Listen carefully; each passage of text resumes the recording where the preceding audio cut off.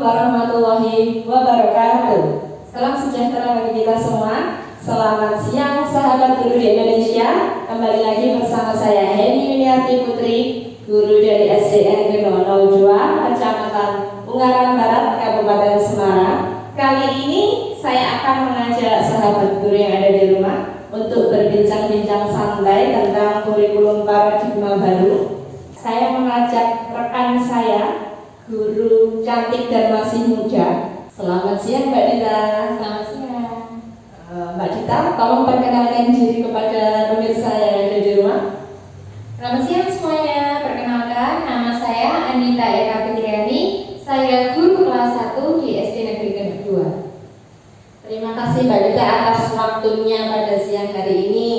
Sudah menemani saya berbincang-bincang dalam kegiatan podcast kita. Apa ini Mbak Dita? CCG, cuap-cuap guru. Mbak Dita, kita mulai saja ya. Maaf saya memanggil Mbak biar gak tegang ya ini Mbak Dita ya. Biar lebih santai ya. Baik Mbak Dita, kita tahu bahwa di Indonesia itu kurikulumnya sudah berubah ya, berbeda dengan kurikulum yang di tahun-tahun sebelumnya ya Mbak Dita. Menurut saya sih sebagai pendidik, saya itu juga sudah mengetahui di Indonesia kan kurikulumnya baru. Cuma saya belum terlalu paham. Mungkin sahabat guru di rumah juga masih belum terlalu memahami apa itu sebetulnya kurikulum merdeka dan bagaimana aplikasinya yang sudah diterapkan di Indonesia ini. Bisa Mbak Dita jelaskan tentang kurikulum merdeka, bagaimana cirinya dan lain-lain?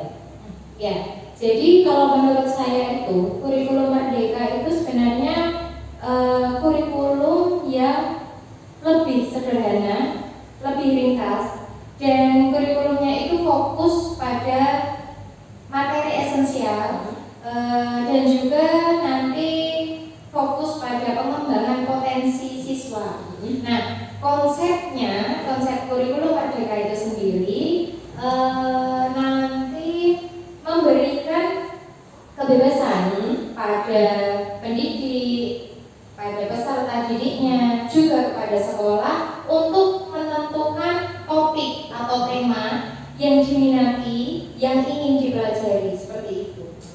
Jadi saya ambil garis besarnya, guru bisa menentukan topik sendiri ya Mbak Dita ya? Iya betul.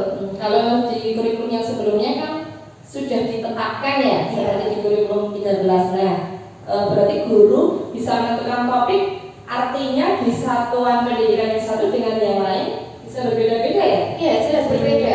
Jadi misal kita ambil contoh, misal di pelajaran matematika. Di pelajaran matematika itu kan ada geometrinya, ada aljabarnya. Nah, mungkin di sekolah A misal mereka mau mengajarkan geometrinya dulu nih.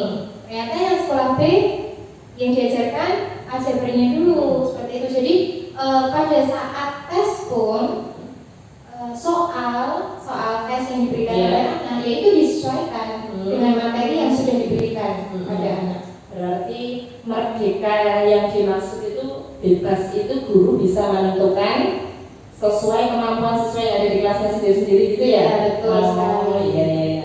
Kemudian Mbak Dita, supaya sahabat guru yang di rumah juga lebih memahami, apa sih peran guru yang harus dilakukan di kurikulum merdeka ini? Dan peran guru di kurikulum merdeka ini, ada nggak perbedaannya dengan peran-peran guru di kurikulum yang sebelumnya Mbak Dita? Oke, menarik nih. Kalau peran guru di kurikulum merdeka itu menurut saya guru tuh benar-benar harus menjadi penggerak dalam pembelajaran.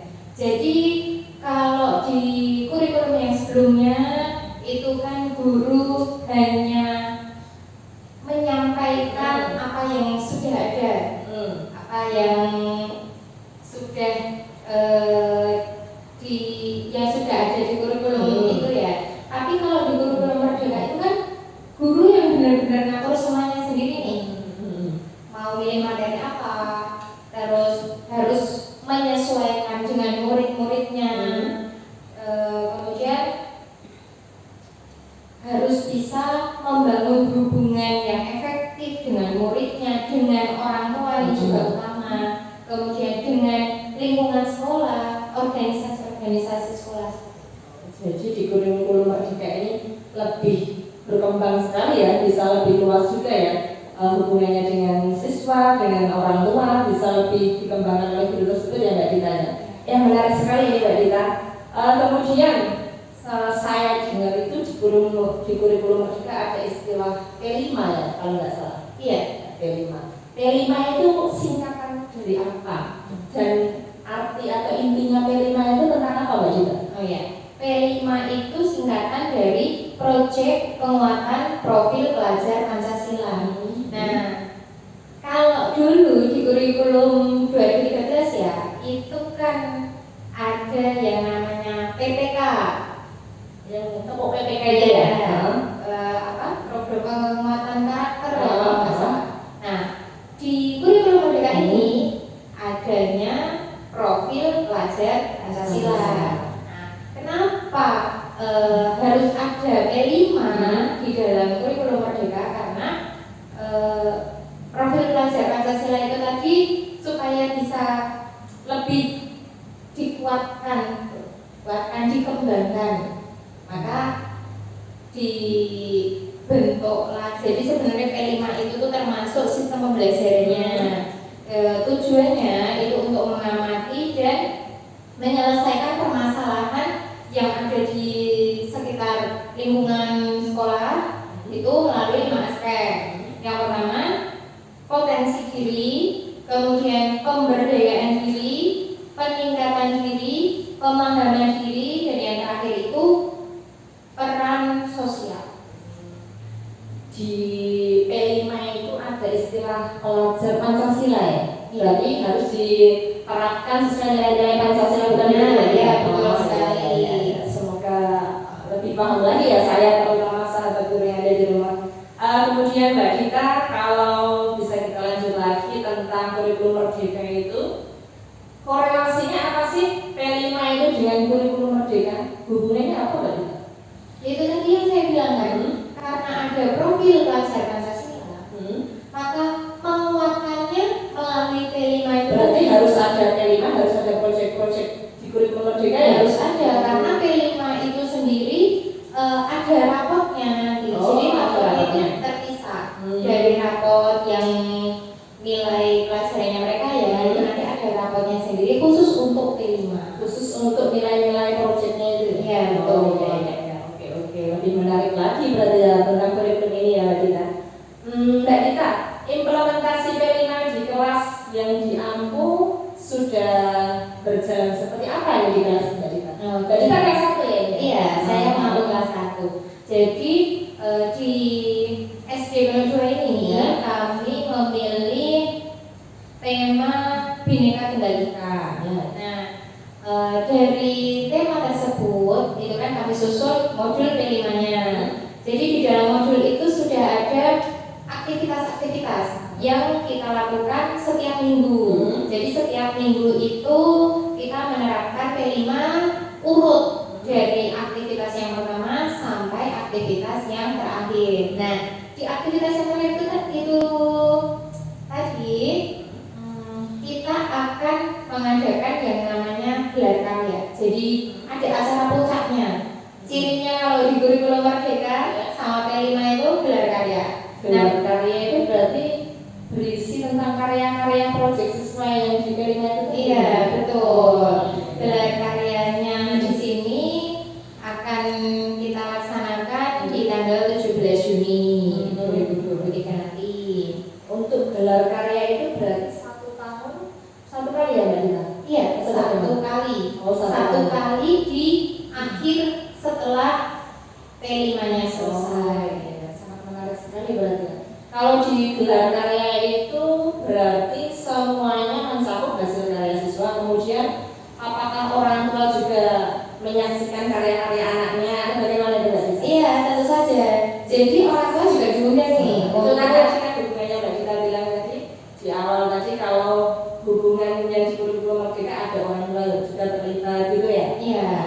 Jadi sebagai selain sebagai bukti ini loh pembelajaran selama ini di sekolah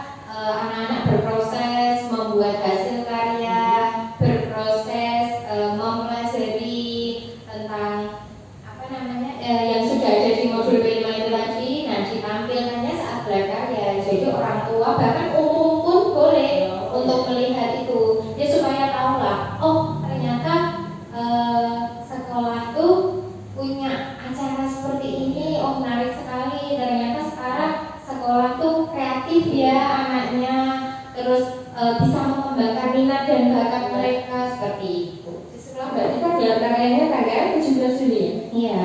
Sudah seperti apa yang dipersiapkan? Nah, Tema Bhinneka Tunggal Ika ya? iya betul. Persiapannya kalau dari kelas saya sendiri ya, jadi anak-anak itu sebenarnya ini nanti ada hubungannya sama yang namanya pembelajaran diferensiasi.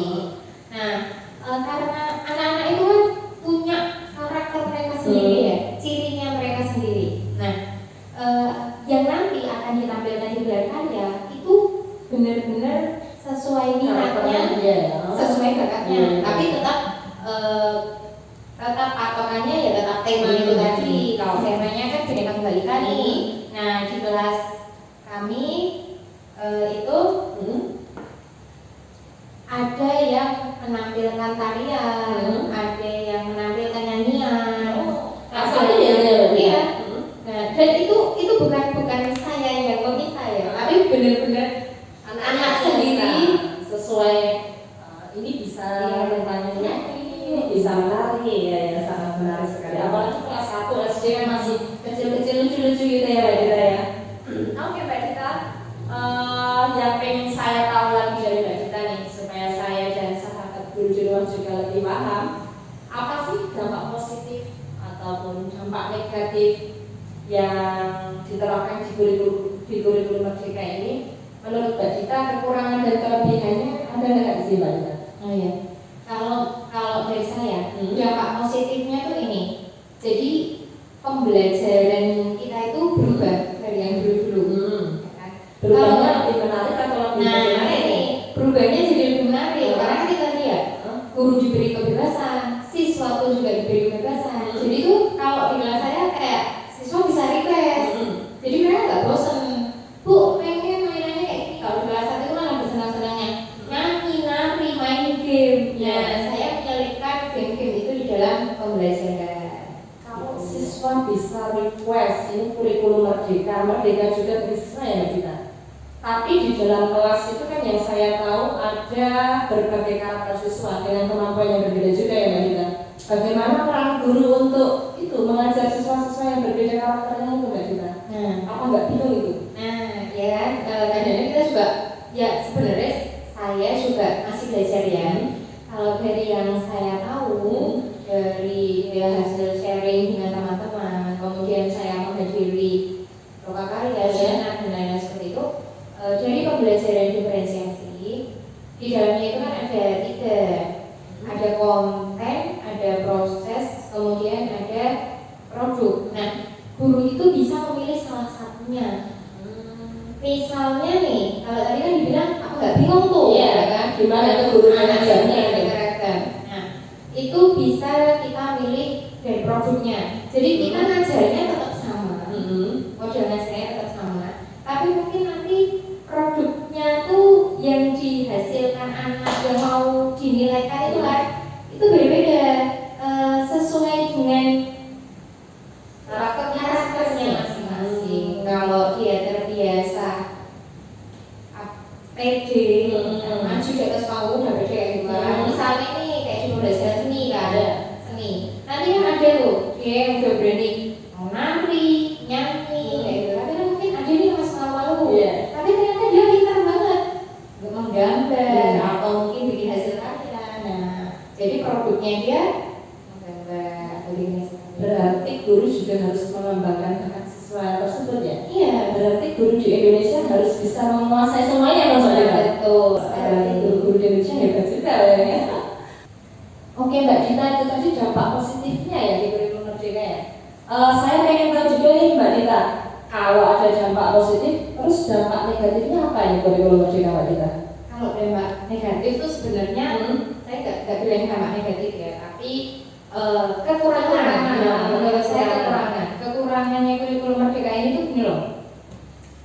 Kurikulum Merdeka itu kan baru dan seperti masih belum matang nih. Jadi menurut saya itu kayak masih harus dikaji ulang, dievaluasi lagi. Karena apa? Guru seperti dipaksa untuk dalam hal yang mengerti kurikulum ini. Padahal kan kita itu harus belajar dari mana coba? diberikan fasilitas, udah silakan buka PMM.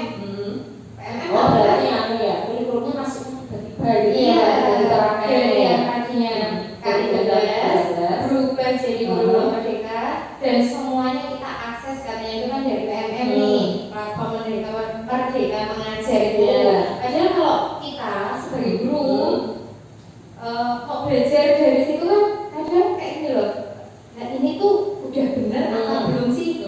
Kayak gitu. Oh iya iya ya, semuanya pasti ada kelebihan atau ada kekurangan apa, ada halangannya itu pasti ya Mbak Dita. Semoga lambat laun ke depan lebih berkembang lagi, lebih pasti lagi, guru-guru juga lebih paham dan memahami tentang kurikulum merdeka yang sebenarnya.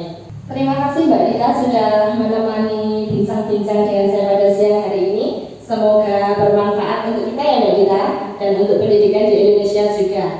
Semoga kita bisa lanjut bertemu lagi di podcast saya yang selanjutnya. Oke, pemirsa dan sahabat guru yang ada di rumah, sekian dan terima kasih.